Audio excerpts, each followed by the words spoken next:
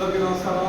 ఆకివీడు వాస్తవ్యులు గౌరవనీయులు శ్రీ సమయమంతుల రామకృష్ణ గారి పుట్టినరోజు సందర్భంగా మరి ఈరోజు మన వృద్ధులాశ్రమంలో భోజనం ఏర్పాటు చేశారమ్మా.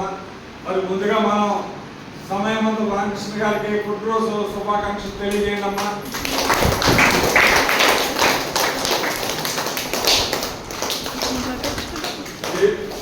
మరి సమయమంతుల రామకృష్ణ గారు మరి మనకి గతంలో కూడా చాలాసార్లు భోజనాలు పెట్టించారు సారు. మరియు మీకు చీరలని మగవాళ్ళకి పంచలని పండుగలని అన్నీ అరేంజ్ చేశారమ్మా.